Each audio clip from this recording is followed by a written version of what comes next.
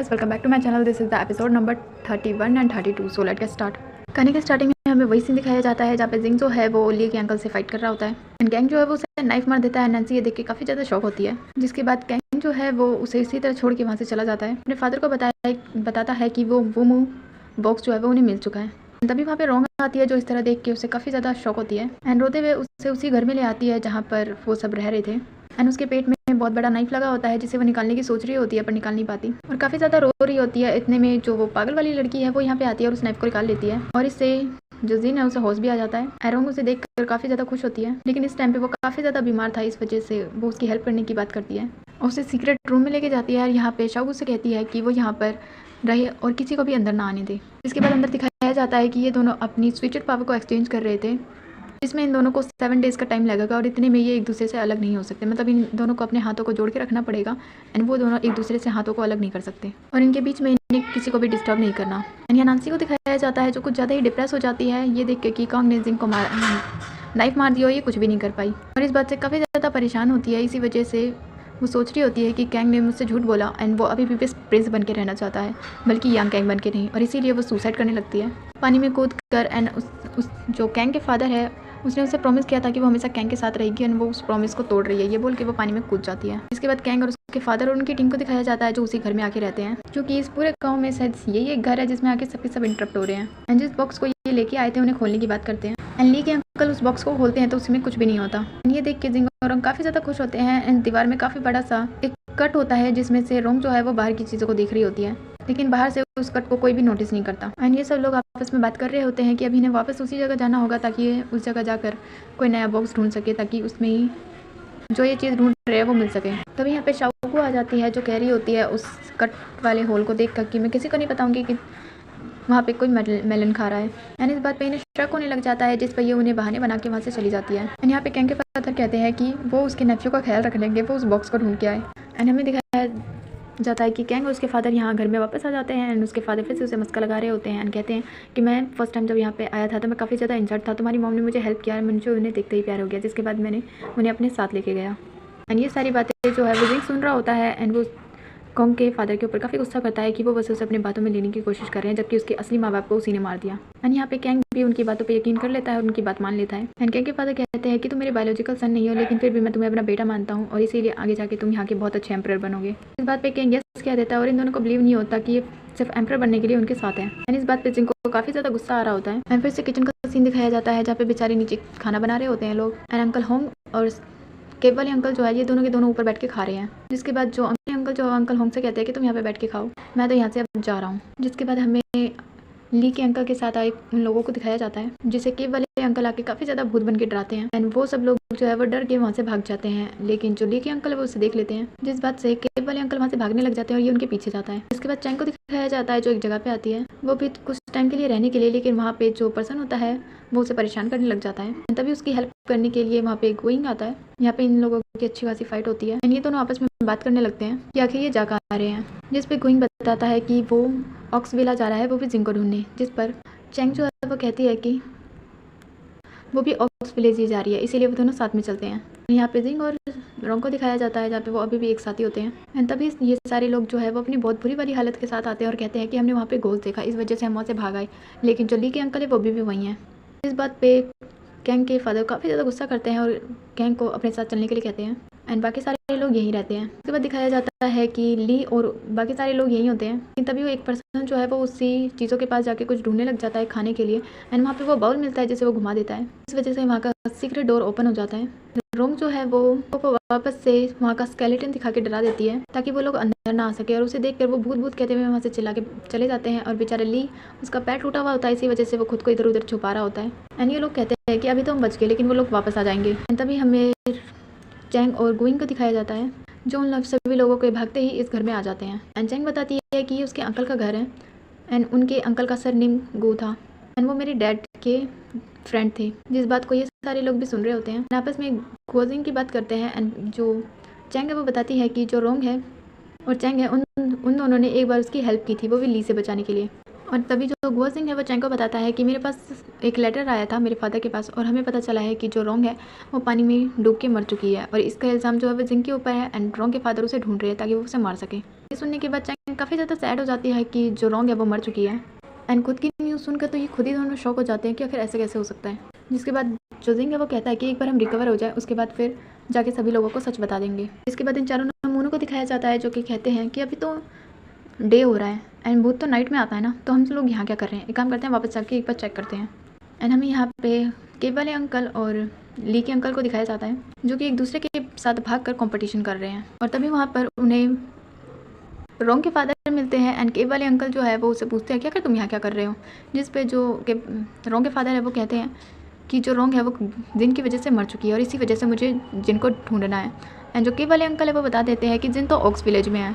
रोंग के फादर जो है वो यहाँ से भागकर ऑक्स विलेज जाने लग जाते हैं और उन्हें इस तरह भागते हुए देखकर केव वाले अंकल और ली के अंकल दोनों ही काफ़ी ज़्यादा शौक होते हैं और वो दोनों भी उनके पीछे भागने लग जाते हैं। एंड यहाँ पे चैंग और गुआंग की दिखाया जाता है जो आपस में एक दूसरे के साथ बात कर रहे होते हैं और अंदर जिंग और रोंग सोच रहे होते हैं कि ये दोनों साथ में काफ़ी ज़्यादा अच्छे लग रहे हैं, ये दोनों अच्छे कपल बनेंगे। कि वैसे भी चैंग जो है वो गुआंग को पसंद कर रही थी एंड गुआंग को भी चैन पसंद आने लगी है, लेकिन तभी वहाँ पे उसकी टीचर आ जाती है एंड आते ही वो गुआंग से फाइट करने लग जाती है। जिस पे चैंग उसे रोकती है और बताती है कि इसने तो मेरी हेल्प की थी, आप मिसअंडरस्टैंड कर रहे हो। जिस पे उसकी जो मास्टर है वो अलग अलग बहाने बनाने लग जाती है और कहती है कि एक अच्छा मैन जो है वो कभी भी बिना किसी वजह से लड़की को ऐसे ही परेशान नहीं करेगा या फिर उसके साथ नहीं घूमेगा, मुझे नहीं लगता ये अच्छा मैन है। एंड इस तरह से गुआंग को भी गुस्सा आ जाता है एंड वो भी उनके विलेज के बारे में उल्टा सीधा बोलने लग जाता है। इस बात पे इन्हें गुस्सा आ जाता है बहुत ज़्यादा मास्टर को और ये दोनों एक दूसरे से फाइट करने लगते हैं। जिस पर चैंग उन्हें किसी तरह रोकती है एंड जो गुआंग है वो कहता है कि ये मेरी रिस्पॉन्सिबिलिटी है कि मैंने आपको उल्टा सीधा बोला, इस वजह से मैं आपसे सॉरी कहता हूँ। एंड बाहर इन लोगों को दिखाया जाता है चारों नमूनों को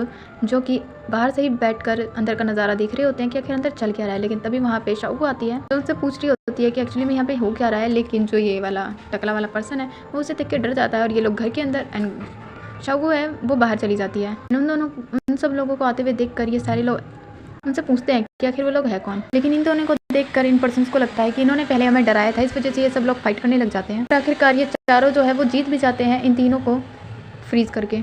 जिसके बाद ये वापस से उसी बॉल को घुमाने जाते हैं ताकि देख सके कि अंदर है कौन। इस बात से ये लोग काफ़ी ज़्यादा डर रहे होते हैं कि ये अंदर वापस आ गए तो अब शायद हम नहीं बचेंगे। ये दोनों अभी एक दूसरे से अलग भी नहीं हो सकते। लेकिन तभी वहाँ पर रोंग है वो फ्लूट प्ले करने लग जाती है एंड गेट खोलने से पहले ही उन सबको ये आवाज़ें आने लग जाती है। इस वजह से वो डर के वहाँ से चले जाते हैं और आधे रास्ते में जाके ये फिर रोकते हैं और कहते हैं कि हम वहाँ से भाग के क्यों आगे, वहाँ पे तो भूत है ही नहीं ना, अभी तो दिन हो रही है एंड वैसे भी वो तीनों भी तो अंदर ही है, हमें उनके पास भी जाना चाहिए। इसे डिस्कशन करके वापस वो उसी घर में चले जाते हैं एंड वापस से उस रूम की तरफ जाने लग जाते हैं सीक्रेट डोर की तरफ। लेकिन तभी वहाँ पे शाओगू आ जाती है जो उसे कहती है कि मैं तुम्हें अंदर नहीं जाने दूंगी क्योंकि कोई वहाँ पे बैठ के वाटरमेलन खा रहा है। जिस बात पे उनमें से एक पर्सन जो है वो शाओगू को मार देता है एंड तभी वहाँ पर शाओगू रोंग के फादर को देखती है जिन्होंने मास्क लगा रखा था एंड जो रोंग है वो उन्हें उनकी आवाज़ों को सुनकर पहचान जाती है कि ये शायद मेरे डैड होंगे। ये सारे लोग जो है वो आके रोंग के फादर का मजाक उड़ाने लग जाते हैं। इस बात पे रोंग के फादर उन्हें टच करे बिना ही उन्हें बहुत अच्छा खासा सबक सिखाते हैं। शाओगू से कहते हैं कि इसने तुम्हें मारा था तो इसके बदले में तुम भी इसे 3-4 बार मार के अपना बदला ले सकती हो। इस बात से शाओगू बहुत अच्छे से इस टकले वाले इंसान को अच्छे से मारती है। उसके बाद रोंग के फादर सभी लोगों को यहाँ से जाने के लिए बोलते हैं। गुआंग को, चैंग को और उसके मास्टर को अनफ्रीज करते हैं। गुआंग जो है वो उसे ग्रैंड मास्टर कहता है, इस वजह से रोंग को बिलीव हो जाता है कि ये शायद पक्का मेरे फादर हैं। जिसके बाद जो गुआंग है वो मिस चैंग के बारे में बताता है एंड मिस चैंग अपना इंट्रोडक्शन देती है और बताती है कि ये घर जो है वो उसके अंकल का है और मेरे फादर का नाम वो मैंग फेंग था। एंड इस बात को सुन के वो जो रोंग के फादर है वो समझ जाते हैं कि ये दोनों ही उनके ग्रैंड डिसिपल है एक तरह से। उसके बाद जो चैंग की मास्टर है वो उन्हें अपना इंट्रोडक्शन देती है, लेकिन रोंग के फादर कहते हैं मैंने तुम्हें नहीं कहा अपना इंट्रोडक्शन देने के लिए। इस बात पे ये उनसे फाइट करने के लिए जाती है लेकिन वो रोंग के फादर को टच भी नहीं कर पाती। रोंग के फादर की वजह से वहाँ से चली जाती है। जिसके बाद वो उस लड़की से अपना नाम पूछते हैं एंड जो शाओगू है वो अपना नाम बताती है, जिसे सुनने के बाद चैंग काफ़ी ज़्यादा खुश होती है और बताती है कि ये मेरे अंकल की डॉटर है और इसका मतलब ये मेरी सिस्टर है। उन्हें देख के काफ़ी ज़्यादा खुश होती है और अंकल के बारे में पूछती है। जिस पे अंदर कोई जिंग और एंग को याद आता है कि उन्होंने जिसका स्केलेटन देखा था शायद वही शाओगू होंगे, शाओगू के फादर होंगे। शाओगू बोलने लग जाती है कि वो यहाँ पे अकेली रहती है और उसके फादर मर चुके हैं। जिस बात को सुनकर चैंग काफ़ी ज़्यादा सैड होती है और उसके गले लग जाती है।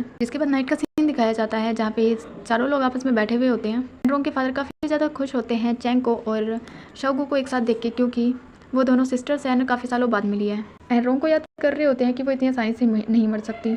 एंड यहाँ पे चैंग और गाओइंग को एक दूसरे के साथ देखकर जो रोंग के डैड है वो उन दोनों की मैरिज फिक्स कर देते हैं और कहते हैं कि वो याओ जाओ को उसकी वाइफ देखना चाहता है। तो दोनों ही उसके ग्रैंड डिसिपल है, इसी वजह से वो उनकी बातों को मना नहीं कर सकते। अभी की अभी इन दोनों की ही शादी कर देते हैं। इस बात को सुनकर जिंग और रोंग काफ़ी ज़्यादा खुश होते हैं कि उसके फादर जो है वो काफ़ी ज़्यादा रिस्पेक्ट करते हैं सभी लोगों की एंड वो दोनों एक दूसरे को काफ़ी ज़्यादा पसंद करते थे और इसीलिए इन दोनों की ही मैरिज फिक्स कर दी। उसके बाद उन दोनों को घर में अकेला छोड़कर ये खुद बाहर आ जाते हैं और फ्लूट प्ले कर रहे होते हैं, जो कि पीच ब्लॉसम का एक लव टाइप का फ्लूट था, जिसे सुनने के बाद ऑटोमेटिकली कोई भी इंसान रोमांस करने लग जाए। इन दोनों की तो ऑब्वियसली फर्स्ट नाइट होती है।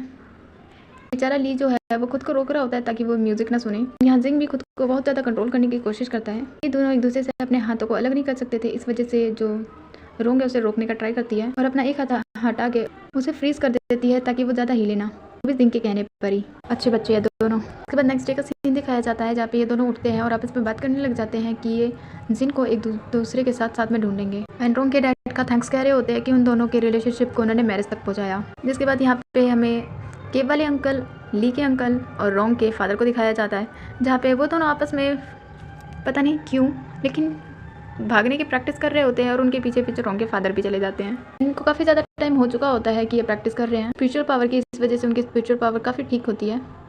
यहाँ पे कैंग को पता चलता है कि जो नैन्सी है वो काफ़ी ज़्यादा बीमार है, उससे मिलने आता है। वहाँ के विलेजर ने उसकी जान बचाई होती है क्योंकि वो सुसाइड करने जा रही थी। यहाँ पे कैंग जो है वो उन्हें डॉक्टर को बुलाने के लिए कहता है। एक डॉक्टर आके उसे चेक भी करता है लेकिन वो उसे कहता है कि वो उसे बचा नहीं सकता, जिस बात पे कैंग को काफ़ी ज़्यादा गुस्सा आ जाता है एंड वो उस डॉक्टर को भगा के कहता है कि एक अच्छे डॉक्टर को लेके आओ। एंड यहाँ पे नैन्सी का थोड़ा सा फ्लैशबैक दिखाया जाता है जहाँ पे वो अपने बालों को कट कर देती है और वहीं छोड़ देती है और कहती है कि कैंग तुमने मुझसे झूठ बोला था, इस वजह से मैं अपना प्रॉमिस यहीं पे तोड़ के जा रही हूँ। एंड कैंग वहाँ पे उसे ढूंढने के लिए आता भी है लेकिन नैन्सी कहीं नहीं मिलती एंड उसके कटे हुए बाल होते हैं, जिस बात से जो कैंग है वो काफ़ी ज़्यादा शौक होता है और उससे कहता है कि मेरे दिल में सिर्फ तुम्हारे लिए सबसे ज़्यादा जगह है, प्लीज़ जल्दी उठ जाओ और मुझसे बातें करो। इसके बाद हमें चैंग के मास्टर को दिखाया जाता है जो कि अपने बाकी सारे मास्टर्स से मिलती है। ये सभी मास्टर्स का 7 का ग्रुप है। यहाँ आने के बाद चैंग की मास्टर जो है वो बताती है कि मुझे एक पर्सन ने बुली किया था, जो कि ऑब्वियसली रोंग के फादर है एंड तभी इन्हें एक आवाज़ सुनाई देती है कि किसी को बचाना है इसलिए डॉक्टर की ज़रूरत है। सभी लोग उसे बचाने के लिए जाते हैं और वहाँ देखते हैं कि कैंग है। आने के बाद नैन्सी को चेक करते हैं एंड उससे पूछते हैं कि आखिर इसने सुसाइड क्यों किया था। उस पर कैंग को खुद भी नहीं पता होता और वो मना कर देता है, लेकिन वहाँ पे जो डॉक्टर है वो बताते हैं कि ये प्रेग्नेंट है एंड इस वजह से अब ये थोड़ी जल्दी ठीक हो जाएगी, जिसे सुन के कैंग काफ़ी ज़्यादा शौक होता है। एंड मास्टर जो है वो उसके ऊपर नीडल्स से कुछ ट्रीटमेंट वगैरह करते हैं ताकि इसे जल्दी होश आ जाए। कहते हैं कि थोड़ी देर में इसे होश आ जाएगा, इसलिए मैं यहाँ से जा रहा हूँ। एंड जो सेकंड वाले पर्सन है वो कैंग से पूछते हैं कि क्या तुम दोनों से मैरिड हो, जिस पे कैंग बताता है कि अभी नहीं, पर मैंने उसे प्रॉमिस किया था कि मैं उससे शादी करूंगा। इसे सुन के उसके टीचर यहाँ से जा रहे होते हैं, जिन्हें आके वो रोकता है एंड उसके टीचर उससे पर्सन पूछते हैं सबसे पहले तुम मुझे ये बताओ तुम वैन यान कैंग हो या फिर यांग कैंग, जिस पे कैंग कहता है कि ऑब्वियसली मैं यान कैंग हूँ, अपने मदर और फादर का बेटा। जिस पे मास्टर कहते हैं कि अच्छी बात है, तुम्हें याद है तुम्हारे मदर और फादर को किसी ने मारा था। उसके बाद वो गोजिन के बारे में पूछने लग जाते हैं, लेकिन जो कैंग है वो बताता है कि जो जिन है वो मर चुका है। जिस बात का सुनकर सभी मास्टर्स काफ़ी ज़्यादा शौक हो जाते हैं और उससे पूछते हैं कि आखिर उसे किसने मारा। एंड कैंग सोचता है कि अगर मैंने इन्हें बताया कि उसे मैंने ही मारा था तो ये काफ़ी ज़्यादा बुरा हो जाएगा मेरे लिए, इसीलिए वो झूठ गया जाता है और बोलता है कि रोंग के फादर ने उसे मार दिया। इस बात पे इन्हें काफ़ी ज़्यादा गुस्सा आता है क्योंकि अभी अभी रोंग के फादर ने उन्हीं के साथ में एक लड़की को बुली भी किया था और उससे फाइट भी की थी और साथ में उसने गोजिन को भी मार डाला। इस बात का वो बदला ज़रूर लेंगे। एंड यहाँ पे इन तीनों को दिखाया जाता है जो अभी भी भाग भाग के कहीं जा रहे होते हैं। एंड रोंग के फादर जो है वो केव वाले अंकल के साथ उसके पीछे पीछे इसलिए जा रहे होते हैं क्योंकि उन्हें जिंग का पता पूछना होता है। केव वाले अंकल अपनी ही मस्ती में जा रहे होते हैं एंड ली के अंकल क्यों जा रहे हैं मुझे नहीं पता। यहाँ पर ली के अंकल और रोंग के फादर आपस में बात करते हैं कि जो रोंग है वो मर चुकी है, वो भी जिंग की वजह से, इस वजह से मैं उसे छोड़ूंगा नहीं। एंड केव वाले अंकल सोच रहे होते हैं इसे लगता है कि रोंग मर चुकी है, मैं भी इसे सच्चाई नहीं बताऊंगा, और वहाँ से भाग जाते हैं। जिनके पीछे ये दोनों भागते हैं उसके बाद दिखाया जाता है उसी घर को पे ये 7 मास्टर्स जो है वो उस घर में आ जाते हैं एंड जो जिंग है वो उनके पास सुन के पहचान जाता है कि ये मेरे 7 मास्टर्स हैं। वो लोग आपस में बात कर रहे होते हैं कि वो जिंग का बदला ज़रूर लेंगे क्योंकि रोंग के फादर ने जिंग को जान से मार दिया। ये सुनने के बाद इन्हें अंदर बैठे बैठे अभी तक पता नहीं कितने शौक लग चुके हैं अभी तक। इसके बाद वो आवाज़ सुनते हैं कि जो कैंग है उन्होंने ये बात बताई है कि रोंग के फादर ने जिंग को मारा है, जिस बात को सुनकर इन्हें बहुत ज़्यादा गुस्सा आता है कि कैंग बहुत टाइम से झूठ बोल रहा है। एंड तभी वहाँ पे एक और नमूना आ जाता है एंड यही वो नमूना है जो कि उन तीनों के पीछे पीछे जा रहा था एंड उसे फालतू की बकवास सुनने के बाद कि रोंग की डेथ हो चुकी है वो भी यहाँ आ जाता है और इन सभी मास्टर्स को भड़काने लग जाता है। एंड आयरन प्लान चीफ की डेथ का इल्ज़ाम भी वो रोंग के फादर के ऊपर लगा देता है। अभी तक रोंग के फादर के ऊपर 3 इल्ज़ाम लग चुके हैं, इस वजह से अब तो ये उन्हें बिल्कुल नहीं छोड़ने वाले। जिंग जो है वो सोच रहा होता है कि अगर रोंग के फादर अभी यहाँ पे आ गए तो 7 मास्टर्स उसे छोड़ेंगे नहीं, यहाँ पे काफ़ी ज़्यादा फाइट स्टार्ट हो जाएगी। उस बेकार से पर्सन की बातें सुन के उन्हें पता चल जाता है कि ये पर्सन जो है वो साफ साफ झूठ बोल रहा है, लेकिन ये दोनों अभी यहाँ से जाकर उन्हें सच्चाई नहीं बता सकते। मास्टर को इतना ज़्यादा गुस्सा आया हुआ था कि ये उसकी किसी भी बात पे यकीन कर लेते हैं, वहाँ बैठ के अपनी पावर्स को बढ़ाने लगते हैं। सबके सब अपनी कल्टिवेशन कर रहे होते हैं। तभी वहाँ पर कैंग की मास्टर आ जाती है सबसे पूछती है कि आखिर वहाँ पे है कौन, और इसी सीन के साथ ये वाला एपिसोड हो जाता है ओवर।